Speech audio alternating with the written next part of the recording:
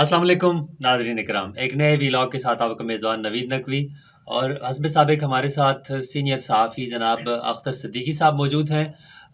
अदालती उमूर पर भी बात करेंगे, लेकिन उससे पहले चूँकि सियासी मंजरनामा इस वक्त हम समझते हैं कि मुल्क का वो नई नई ख़बरें उस पर आ रही हैं, नए नए जो इंकशाफात हो रहे हैं, पार्टीज़ मुख्तलिफ जो है उन्होंने अपना पावर शो शुरू कर दिया है। अख्तर सिद्दीकी साहब क्या कहेंगे, इस वक्त सियासी मंजरनामा क्या रंग इख्तियार कर रहा है? बहुत शुक्रिया नकवी साहब। मंजरनामे की तरफ तो जाएंगे, मगर आज मैंने बाज़ कौमी अखबारात में ख़बरें पढ़ी है, वो बड़ी तशवीशनाक है। एक तरफ ये बताया जा रहा है कि फिर कोई 9 मई होने जा रहा है। सही। अब ये कौन प्लान कर रहा है, कैसे प्लान कर रहा है, और सालिर जाफ़र ने ये ख़बर दे रखी है। अब अगर वो ख़बर दे रहे हैं तो लाजमी बात है उसके पीछे कुछ ना कुछ तो बात होगी, तभी तो उन्होंने वो ख़बर दी है। और अल्लाह खैर करे, इंतखाबात करीब हैं, इंतखाबात के दौरान ही जो है कहा यह जा रहा है कि पीटीआई जो है वो इस सारे इलेक्शन प्रोसेस का बाइकाट करेगी। मुझे बहरहाल ऐसा नहीं लगता, क्योंकि आज़ाद हैसियत से जब उम्मीदवार रीने में दाखिल हो चुके हैं, रिंग में दाखिल हो चुके हैं, अब मुझे नहीं लगता कि वो किसी तौर पे भी वो वापस जाएंगे, या अब पीटीआई का उन पे कोई कंट्रोल ठीक बाकी है, रह गया है। ठीक है। लेकिन आप देख रहे हैं कि बानी चेयरमैन पीटीआई ने जो पैगाम भिजवाया अडयाला से कि पीटीआई के पास एक प्लान सी भी है। प्लान सी के साथ साथ उन्होंने इलेक्शन की जो क्रेडिबिलिटी है उस पर बात की, और फिर उन्होंने कहा कि इलेक्शन डे पर हमारा ये प्लान सी खुल के सामने आएगा। ये ये वही क्या हो सकता है? बात, वही मैं पहले ही आपको बताया ना, साले जफर की जो रिपोर्ट है वो इसी बात पे ही तो घूम रही है कि ये प्लान सी है। दरअसल वो 9 मई की तरह का ही वाकया है, और वो कहाँ, कैसे और कौन लोग करेंगे, उसकी मैनेजमेंट क्या होगी, उसके पीछे हाथ किसका होगा, सेटिंग क्या होगी, ये सारी चीज़ें अभी तो सिक्योरिटी इदारे किसी तरह से भी इस हवाले से कोई ज़्यादा मालूमात नहीं है। और तहम ये जो प्लान सी है, मौजूदा जो सहाफ़ी हैं जिनका किसी न किसी तौर से जो दूसरे एंगल से नवाज शरीफ को सपोर्ट करने वाले हैं, वो इस प्लान सी को भी 9 मई के वाक़या से जोड़ने की कोशिश कर रहे हैं। देखते हैं कि क्या होता है। बहरहाल अजीब तरीन ख़बरें ये भी आ रही हैं कि शेर अफजल मरवत को भी जो है इमरान खान साहब ने इस्लामाबाद बुला लिया है। उन्हें कहा है कि जब तक आपको मज़ीद हिदायत ना दी जाएं, आप सियासी सरगर्मी अपनी तर्क कर दें, क्योंकि वहाँ पे सुनने में ये आया है कि बहुत सारे जो सियासी इलाहाक पीटीआई ने कर रखे थे केपीके में, वो उनको सबोताज कर रहे हैं, या उनके हवाले से कुछ ना कुछ वो मामलात पे बात कर रहे हैं। वो केपी तर्जमान पे भी बात कर रहे हैं, साथ हामिद खान को भी वो तनकीद का निशाना बना रहे हैं, और साथ साथ कह भी रहे हैं कि वो इमरान खान साहब के पास जाएंगे और उनको उनकी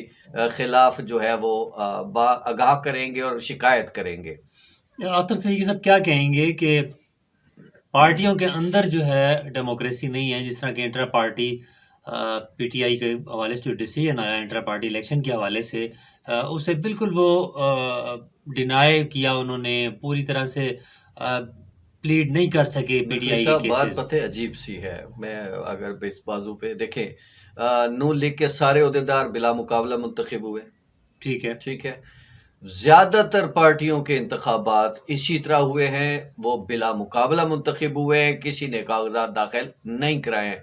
एएनपी को पीटीआई के मुकाबले में सिर्फ 20,000 जुर्माना करके छोड़ दिया गया, जबकि पीटीआई को यही बात, इसी बात पे कि बिला मुकाबला आपके कैसे मुंतखब हो गए, आपके सारे मामला थे क्या। भाई जो अकबर एस बाबर जो भी है, वो समझ नहीं आती कि वो उसे असल मसला क्या है। जब एक पार्टी उसे फारग कर चुकी, अब उसका पार्टी से कोई ताल्लुक नहीं, उसका कहीं नाम नहीं, कहीं नामो निशान नहीं, वो मुसलसल जो है वो मुतहर्रिक है। इसी वजह से चीफ जस्टिस काजी फायद ईसा ने भी, और एक मौके पे किसी एक और जज ने भी पूछा था कि आप, ख़ास कोई बात है, आपके पीछे असल कौन लोग हैं, क्यों आप ये मुसलसल इस तरह के मामलात में पड़े हुए हैं। बहरहाल ये एक सूरत हाल तो यहाँ की एक डिफरेंट है। बहरहाल دوسری جانب آپ کو بتانا چاہوں گا کہ آصف علی زرداری لاہور میں بیٹھے ہوئے ہیں، ٹھیک ہے، اور آصف علی زرداری جہاں بیٹھے ہوئے ہوں وہاں آپ بہت کچھ سوچ سکتے ہیں کہ کیا ہونے جا رہا ہے۔ وہاں پہ آزاد امیدوار جتنے بھی ہیں، چاہے وہ پی ٹی آئی کے ساتھ کھڑے ہیں، چاہے کسی کے ساتھ بھی کھڑے ہیں، بلکہ میں تو یوں کہوں گا کہ پورے ملک میں مجھے ایک پلاننگ نظر آ رہی ہے نقوی صاحب، اگر آپ غور کریں نا تو یہ مجھے لگ یہی رہا ہے کہ پی ٹی آئی کے لوگوں کو آزاد حیثیت میں اس لیے لے جایا گیا ہے کہ ان میں سے جو بھی جیتیں گے وہ شامل ہو جائے کسی ان کی پارٹی بڑی میں، آرام سے بولیاں لگا کے ٹھیک ہے، ان کو جہاں بھی بٹھانا ہوگا، جہاں شامل کرنا ہوگا، انہیں کر لیا جائے گا۔ مجھے یہ ہضم نہیں ہو رہا نقوی صاحب یہ بات کہ نواز شریف کے لیے پلاننگ ہو رہی ہے، میں نہیں سمجھتا۔ مجھے یہ لگ رہا ہے جو چیزیں میرے سامنے آ رہی ہیں، میں یہ سمجھتا ہوں کہ پیپلز پارٹی کوئی بہت بڑا جو ہے اپسیٹ کرے گی، اور زرداری اچانک ہی کوئی اپنی پٹاری میں سے کوئی ایسا جادو کھیلیں گے کہ نون لیگ جیتی ہوئی بازی بھی ہار سکتی ہے۔ دیکھیں نا آپ پی ڈی ایم گورنمنٹ میں جتنی جو جگہ سائی ہوئی اکانومی کے معاملات پہ، مہنگائی کے معاملات پہ، وہ سارا اس کو اپنے ذمہ لیا نون لیگ نے، لیکن باقی جو دیگر جماعتیں تھیں، جے یو آئی تھی، پیپلز پارٹی تھی، وہ بھی تو ساتھ شامل تھیں۔ اب نقوی صاحب ایک جو چیز بڑی دلچسپ نظر آ رہی ہے، اگر آپ پنجاب میں دیکھیں، آپ ذہن میں رکھیں کہ تحریک لبیک بھی موجود ہے، صحیح، ٹھیک ہے، اس کے ساتھ ساتھ جماعت اسلامی نے بھی بڑا بھرپور کوششیں کی ہیں، کام کیے ہوئے ہیں، وہ بھی موجود ہیں۔ اس کے ساتھ ساتھ آپ چلے جائیں باقی معاملات پہ چلے جائیں تو باقی جگہوں پہ بھی اسی طرح مختلف سیاسی جماعتیں جو ہیں وہ متحرک ہیں۔ ٹھیک ہے، پنجاب میں پی ٹی آئی بھی کھڑی ہے، چاہے آزاد حیثیت سے کھڑی ہے، پیپلز پارٹی بھی کھڑی ہے، بااثر لوگ بھی موجود ہیں جو نون لیگ سے بھی نکل کے ان کے خلاف کھڑے ہوئے ہیں۔ پیپلز پارٹی نے اگر ٹکٹ نہیں دیے ہیں تو وہ ان کے خلاف کھڑے ہوئے ہیں، پی ٹی آئی نے ٹکٹ نہیں دیے تو وہ ان کے خلاف کھڑے ہوئے ہیں، یعنی پنجاب چوں چوں کا مربع بنا ہوا ہے۔